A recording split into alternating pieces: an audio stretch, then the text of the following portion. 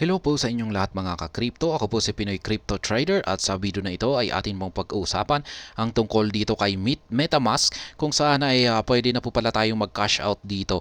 Ayan, papunta kay PayPal at sa mga bangko.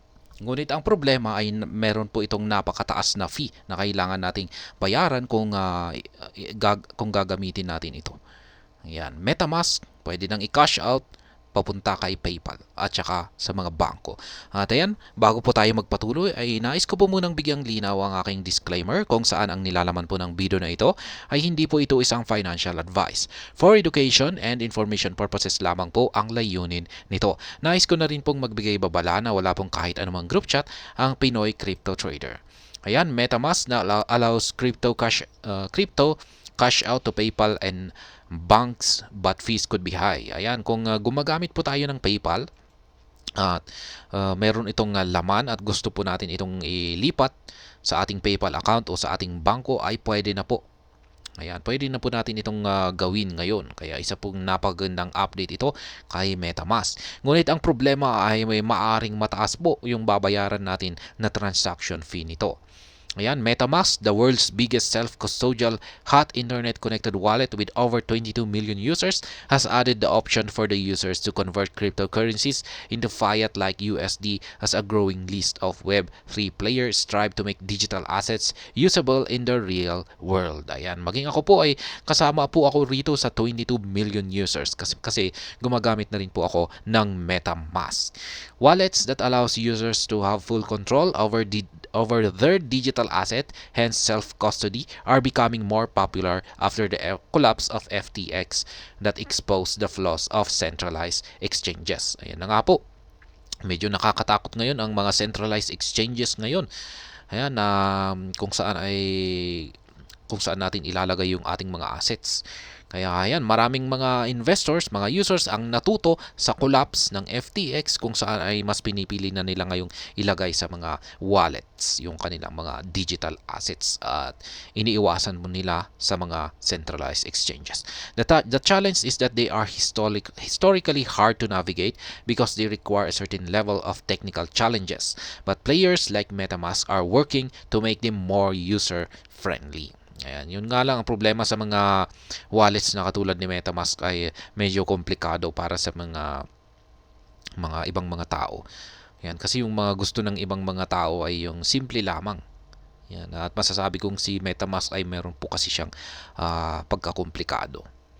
Ayan, the cash out feature initially supports the conversion of ETH, the world's second largest cryptocurrency, into types of fiats that depends on one's location. To start with, user picks the country they are in. Then they will decide the amount to cash out, at which point they will see a list of third-party so-called off-ramps providers including MoonPay and Transact, which already facilitates MetaMask cash-in, or with the crypto world likes to call it on-ramp process. Ayan, may mga services na po pala third party ang tutulong na mag-process. Ayan, sa pagka-cash out mula dito kay MetaMask papunta sa iba na mga financial yan, tulad ni PayPal o tsaka mga bangko. From there, MoonPay will take over and send the ETH to users' designated bank accounts after calculating the exchange rate. Within minutes, the funds will show up in the bank. Users can also withdraw to PayPal, which is already a partner of MetaMask, enabling its ramp process. Ayan. Bilang halimbawa ay kung yung ating Ethereum kay MetaMask ay gusto natin itong i-withdraw papunta sa ating bangko.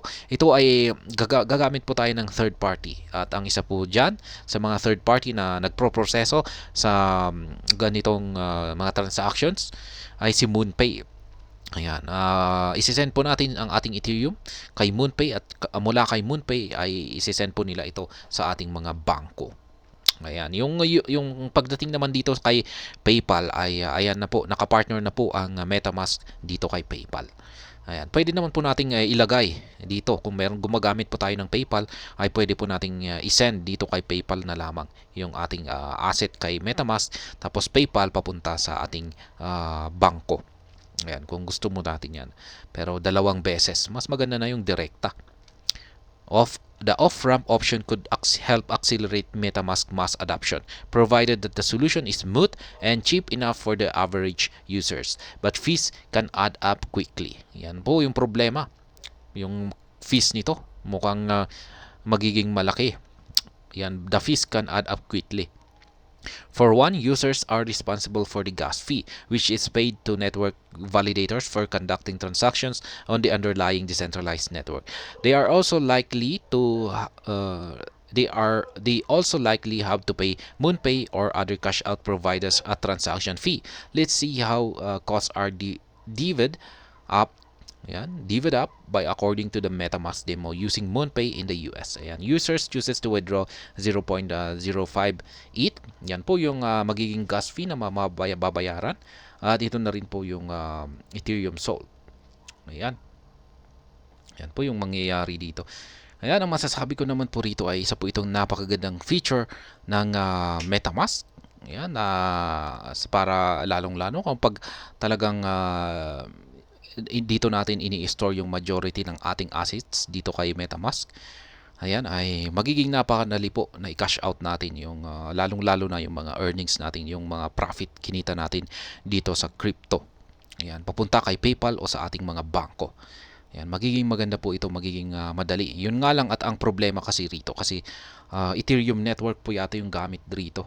At kung pag Ethereum network yung gamit dito ay mataas po talaga yung bayarin sa kanyang mga transaction fees. Kaya yan lamang po yung problema rito. Yan, dapat ay bago po natin i-confirm. Ayan, meron po kasing ginagawa sila rito na mas maganda po na mag-transact during off-peak hours po. Kasi kung pag peak hours po kasi yan ay talagang mataas po yung transaction fee. Yan, piliin po natin yung oras kung saan ay walang gaanong gumagamit or walang gaanong nagtransact at dyan po yung mga oras na mababa yung transaction fee. Kaya yan po yung isang